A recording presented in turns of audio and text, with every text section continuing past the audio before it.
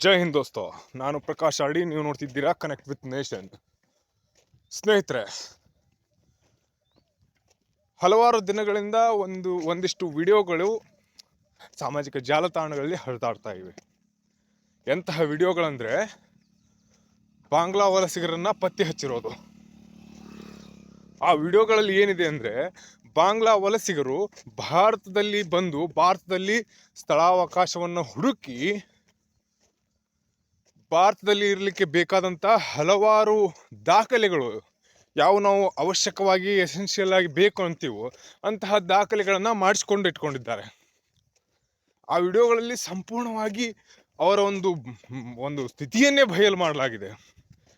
ಯಾವ ರೀತಿ ಅಂದರೆ, ಭಾರತದಲ್ಲಿ ಅವರಿಗೆ ಇರಲಿಕ್ಕೆ ಆಧಾರ್ ಕಾರ್ಡ್ ಬೇಕು, ಪಾನ್ ಕಾರ್ಡ್ ಬೇಕು, ವೋಟರ್ ID ಬೇಕು, ಪ್ಲಸ್ ರೇಷನ್ ಕಾರ್ಡ್ ಬೇಕು. ಈ ಎಲ್ಲ ದಾಖಲೆಗಳು ಬಾಂಗ್ಲಾದ ವಲಸಿಗರ ಹತ್ರ ಇವೆ.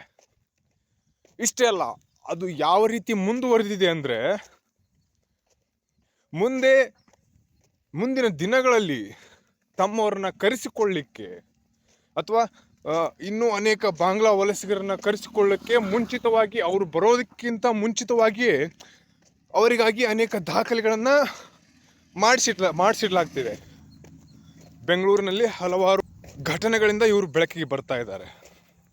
ಆದರೆ ಸ್ನೇಹಿತರೆ, ಇನ್ನೂ ಅತ್ಯಂತ ಭಯಾನಕವಾದ ಅಂಶ ಏನಂದರೆ, ಮಲೆನಾಡಿನ ಪ್ರದೇಶಗಳಲ್ಲಿ ನಾವೇನು ಪಶ್ಚಿಮ ಘಟ್ಟ ಅಂತ ಕರಿತೀವಿ, ಅಥವಾ ಕಾಫಿ ಎಸ್ಟೇಟ್ಗಳಲ್ಲಿ ಮುಖ್ಯವಾಗಿ ಇಂತಹ ಪ್ರದೇಶಗಳಲ್ಲಿ ಮಲೆನಾಡಿನ ಸೈಡ್ನಲ್ಲಿ ಅನೇಕ ಬಾಂಗ್ಲಾ ವಲಸಿಗರು ಸದ್ದಿಲ್ಲದೆ ತುಂಬಿಕೊಳ್ತಾ ಇದ್ದಾರೆ. ಯಾವ ರೀತಿ ಇದ್ದಾರೆ ಅಂದರೆ, ನಾವು ಉತ್ತರ ಭಾರತದವರು ಅಂತ ಹೇಳ್ಕೊಂಡು ಬಂದು ಇಲ್ಲಿ ಠಿಕಾಣಿಯನ್ನು ಹೂಡ್ತಾ ಇದ್ದಾರೆ. ಇಂತಹ ಬಾಂಗ್ಲಾ ವಲಸಿಗರಿಂದ ನಾವು ಬಹಳ ಎಚ್ಚರಿಕೆಯಿಂದ ಇರಬೇಕಾಗಿದೆ. ಈ ಬಾಂಗ್ಲಾ ವಲಸಿಗರೇನಿದ್ದಾರೆ, ಅಥವಾ ಈ ವಲಸಿಗರಿಂದ ದೇಶಕ್ಕೆ ಆಗುವಂಥ ಸಮಸ್ಯೆಗಳೇ ಹೆಚ್ಚು. ಹಾಗಾಗಿ ಈ ಜನರನ್ನು ಅವರ ದೇಶಕ್ಕೆ ಅಟ್ಟಬೇಕು. ಸ್ನೇಹಿತರೆ, ಇದು ಒಂದೆರಡು ದಿನದ ಕೆಲಸವಲ್ಲ, ಅನೇಕ ದಿನಗಳಿಂದ ನಡೀತಾ ಇದೆ. ಮತ್ತು ಆದರೆ ಆ ನಡೆಯುವ ಪ್ರಕ್ರಿಯೆ ಏನಿದೆಯಲ್ಲ, ಆ ಪ್ರಕ್ರಿಯೆ ಬಹಳ ನಿಧಾನಗತಿಯಲ್ಲಿ ಹೋಗ್ತಾ ಇದೆ. ಸರ್ಕಾರದ ಅವರನ್ನ ಹೊರದಬ್ಬುವ ಸರ್ಕಾರದ ಕಾರ್ಯಾಚರಣೆ ಏನಿದೆ, ಅದು ಒಂದು ಉಗ್ರತರವಾದಂತಹ ರೂಪವನ್ನು ಪಡಿಬೇಕಾಗಿದೆ. ಇನ್ನೂ ಒಂದು ಅಂಶ ಅಂದರೆ, ಯಾಕೆ ಈ ಬಾಂಗ್ಲಾ ವಲಸಿಗರು ನಮಗೆ ಅತ್ಯಂತ ಭಯಾನಕ ಅಂತಂದರೆ, ಹಲವಾರು ಜನ ಲಿಬ್ರಾಂಡುಗಳು ಹೇಳ್ಬೋದು, ಅವ್ರು ಏನು ಮಾಡ್ತಾರೆ, ಬಂದಿರ್ತಾರೆ, ವಲಸಿಗರನ್ನ ಇಟ್ಟುಕೊಳ್ಳೋದು, ನಿರಾಶ್ರಿತರನ್ನ ಇಟ್ಟುಕೊಳ್ಳೋದು ಒಂದು ಒಳ್ಳೆಯ ಗುಣ ಅಂತ ಹೇಳ್ಬೋದು. ಹೌದು, ಒಳ್ಳೆಯ ಗುಣನೇ. ಅದು ಒಳ್ಳೆಯ ಗುಣ ಯಾವಾಗುತ್ತೆ ಅಂದರೆ, ವಲಸಿಗರಾಗಿ ಬಂದವರು ಅಥವಾ ನಿರಾಶ್ರಿತರಾಗಿ ಬಂದವರು ಭಾರತದಲ್ಲಿ ಯಾವುದೇ ರೀತಿಯ ಚಟುವಟಿಕೆಗಳನ್ನು ಮಾಡದೆ ತಮ್ಮ ಪಾಡಿಗೆ ತಾವು ಇರಬೇಕು.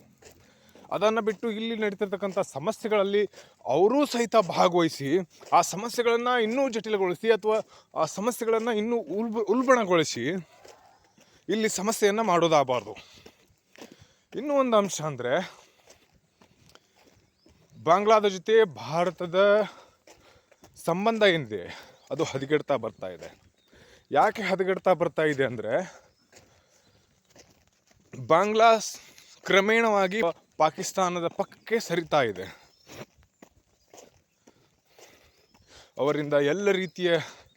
ಅವರೊಂದಿಗೆ ಎಲ್ಲ ರೀತಿಯ ಸಂಬಂಧಗಳನ್ನು ಅವರು ಮತ್ತೆ ರೀಬಿಲ್ಡ್ ಮಾಡ್ಕೋತಾ ಇದ್ದಾರೆ. ಇದರಿಂದ ಏನಾಗುತ್ತೆ ಅಂದರೆ, ಭಾರತ ಎರಡು ಕಡೆಗಳಲ್ಲಿ ಅತ್ಯಂತ ನಿಗಾ ವಹಿಸಬೇಕಾಗ್ತದೆ. ಇಲ್ಲಿವರೆಗೂ ವಹಿಸಿದ್ದಕ್ಕಿಂತ ಹೆಚ್ಚಾಗಿ ನಿಗಾ ವಹಿಸಬೇಕಾಗ್ತದೆ. ಯಾಕಂದರೆ ಎಲ್ಲಿವರೆಗೂ ಶೇಖ್ ಹಸೀನಾ ಅವರು ಅಧಿಕಾರದಲ್ಲಿ ಅಥವಾ ಆಡಳಿತದಲ್ಲಿ ಇದ್ರೋ ಅಲ್ಲಿವರೆಗೂ ಭಾರತಕ್ಕೆ ಯಾವುದೇ ರೀತಿಯ ತೊಂದರೆ ಅನಿಸಿರಲಿಲ್ಲ. ಯಾವಾಗ ಶೇಖ್ ಹಸೀನಾ ಸರ್ಕಾರ ಉಳ್ಳಿ ಅಲ್ಲಿ ಮೊಹಮ್ಮದ್ ಯೂನುಸ್ ಅನ್ನೋ ಜಮಾತ್ನ ಒಬ್ಬ ಕೈಗೊಂಬೆ ಬಂದು ಕೂತ್ಕೊಂಡ್ನೋ, ಅಲ್ಲಿಂದ ಈ ಸಮಸ್ಯೆಗಳು ಶುರುವಾಗ್ತಾ ಇವೆ.